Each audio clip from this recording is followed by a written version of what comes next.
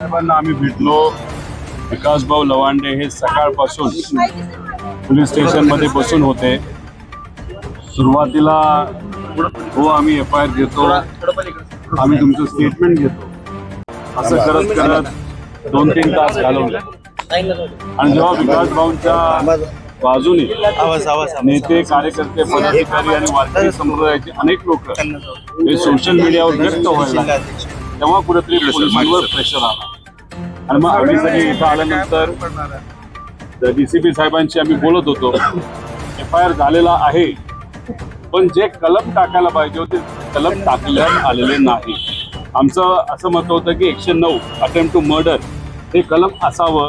कारण का विकासभाऊंना तो जो व्हिडिओ काढलाय 40-50 सेकंडचा, त्याच्या आधी 2 जणांनी बंदूक, पिस्तूल घेऊन त्यांना धमकावलं होतं. आणि धमकवत असताना तो भंडारी का कोण आहे, भोंदू बाबा तो होताच, पण त्याच्याच बरोबर कांचन नावाचा कोणतरी इथं गौरव रक्षक का कोणतरी आहे, गोरक्षक, त्यांनी याच्या आधी अनेक कारवाई त्याच्यावर झालेल्या, त्याच्यावर FIR झालेले आहेत.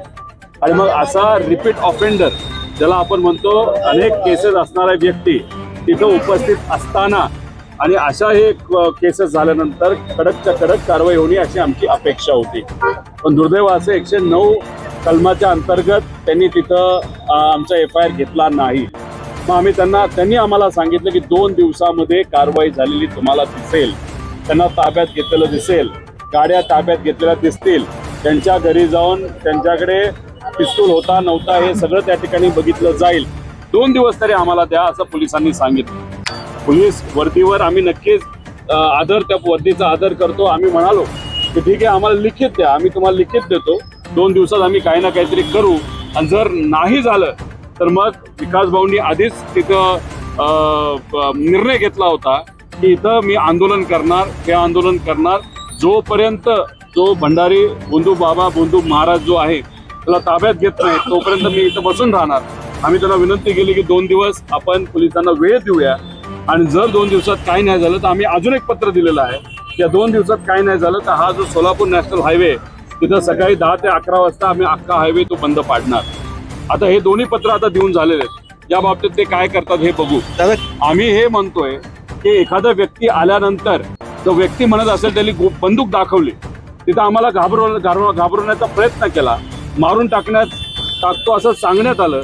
सोशल मीडियावर यांना धमक्या आलेल्या आहेत. मग 109 हा कलमाच्या अंतर्गत घेणं हे साहजिकच आहे, पण दुर्दैव असं त्यांनी त्या ठिकाणी घेतलेलं नाही. आणि हा जो भोंदू महाराज आहे त्याचे जे गुरुवर्य आहेत ते वेद व्यास कुठली तरी त्यांनी शाळा काढलेली आहे.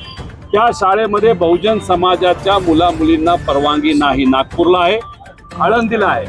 ते महात्मा फुले, क्रांतीज्योती सावित्रीबाई फुले ज्यांच्यासाठी लढले, म्हणजे बहुजन समाजातल्या मुलामुलींना तिथे संधी मिळावी.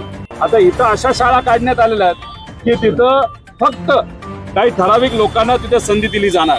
आता हे काही संतांच्या विचाराचे आहेत का? शिव्या देणं हे संतांच्या विचारात आहेत का? छत्रपती शिवाजी महाराजांचं नाव घेतो हा भोंदू महाराज. मला त्याला सांगायचं, जेव्हा तो बागेश्वर महाराजांबद्दल बोलला होता, तुकोबारायांबद्दल बोलला होता, माऊली महाराजांबद्दल बोलला होता, तू काय केलं तेव्हा? आता हे कोण नितेश राणे बोलतात, आता बरं बोलायला चुरू जमते. जेव्हा महाराजांबद्दल बोललं गेलं होतं, डॉक्टर बाबासाहेब आंबेडकरांबद्दल बोललं गेलं होतं, महात्मा फुलेंबद्दल बोललं गेलं होतं, कर्मवीर भाऊराव अण्णांबद्दल बोललं गेलं होतं, तुकोबारायांबद्दल बोललं गेलं होतं, आपल्या ज्ञानेश्वर माऊलींबद्दल बोललं गेलं होतं, तेव्हा हा चुरू बोलणारा मंत्री कसा बेळात जाऊन बसला होता का? कारण का यांना जोपर्यंत वरून भाजपच्या प्रमुख महाराष्ट्राच्या नेत्यांकडनं आदेश येत नाही तोपर्यंत हे बोलत नाही. यांना विचारच कुठे? कपडे बदलण्यासारखे विचार बदलतात आणि पार्टी बदलतात. त्यामुळे आम्ही सर्वजण संतांच्या विचाराबरोबर आहोत, शिवशाहू फुले आंबेडकरांच्या विचाराबरोबर आहोत, आणि हा विचार जपण्यासाठी प्रयत्न करणारे विकासभाऊंसारखे आणि इतरही अन्य जे कोणी वारकरी संप्रदायाचे लोक असतील, कार्यकर्ते असतील, त्यांच्याबरोबर आहोत. आणि मला जाता जाता सर्व वारकरी संप्रदायाच्या लोकांना मला विचारायचंय, कुठल्या संतांनी शिवीगाळ सांगितली? कुठल्या संतांनी भेदभाव सांगितलेला? कुठल्या संतांनी जेव्हा सामान्य लोकांवर अन्याय होतो, शेतकरीपासून कष्टकरी महिलांवर गप्प बसण्यासाठी सांगितलेलं? संतांनी नेहमी सांगितलं माणुसकी जपा. माणुसकी आपण जपतोय. त्यामुळे हे घुसखोर जे आहेत, जे मनुवाद पुढे घेऊन चाललेले आहेत, महिलांच्या प्रती कुठेतरी अनादर करणारे ही लोक, यांच्या विरोधात आमचा लढा असाच कायम त्या ठिकाणी लढा चालू राहील. दादा तुम्ही कलम काय लावले? तुम्ही आता भेटले, याच्यामध्ये बरेच कलम टाकण्यात आलेले आहेत. त्याच्यामध्ये आपण जर बघितले 127 आहे, 189 आहे, 191 आहे, 190 आहे, 115 आहे, 351 आहे, 352 आहे. पण 109 म्हणजे अटेम्प्ट टू मर्डर हा जो प्रमुख आहे तो विषय, तो खरं तर तो कलम लावण्याची जरूरत होती. तो कलम का? समजा उद्या जात असताना जिथं सीसीटीव्ही नाही, एखादी महिला असेल, एखादा व्यक्ती असेल, सीसीटीव्ही नसताना तिथं जर धमकावलं, बंदूक दाखवली, चाकू दाखवला आणि मग तो माणूस पोलीस स्टेशनला आला तर पोलीस वाले म्हणतील व्हिडिओ कुठे, कसला पुरावा द्यायचा आहे? अरे माणूस आहे, महाराष्ट्राचा देशाचा नागरिक आहे, बोलतो तुम्ही मान्य करा, तपास करा. तपास केल्यानंतर जर काय नाही सापडलं तर वेगळा विषय. अरे पण तपास करण्यासाठी कलम लावणं पण महत्वाचं आहे ना. दादा सदावरती शाहीफेक झाले, तिथल्या मनसे कार्यकर्त्यांना तात्काळ सगळे पोलीस कारवाई करते, तासापासून बसलं आहे, मात्र ही कारवाई होत नाही, असा भेदाभेद होतो. हे जे सदावर्ते ना ते ही जी लोक आहेत जी बहुजन समाजाचे आहेत, त्यांचा वापर भाजपचे प्रमुख नेते करतात. त्यांना पुढं केलं जातं आणि पुढे करून जाऊन दुसऱ्या बहुजन समाजाच्या नेत्यांवर खालच्या लेवलला जाऊन बोललं जातं.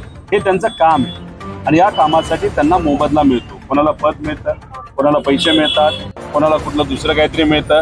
त्यामुळे दुर्दैव असं की बहुजन समाजाच्या लोकांना अशा पद्धतीने वापरलं जात असतं. त्या नेत्यांना लाज सुद्धा वाटत नाही, हे दुर्दैव आहे. आणि हा भेदभाव जो आहे तो आहे ना. आता मी साताऱ्यातून आलेलो आहे. 9 महिन्यापूर्वी एका मुलीवर अत्याचार झाला, 7 वर्षाचा. तिच्या डोक्यात दगड घालून तिला मारलं गेलं. त्याच्या आधी 2-3 महिन्याआधी एक मुलगी ही बेपत्ता झाली. तिची आई, गरीब आई, पोलीस स्टेशनला त्या ठिकाणी गेली. पोलिसांना म्हणलं माझी मुलगी बेपत्ता आहे.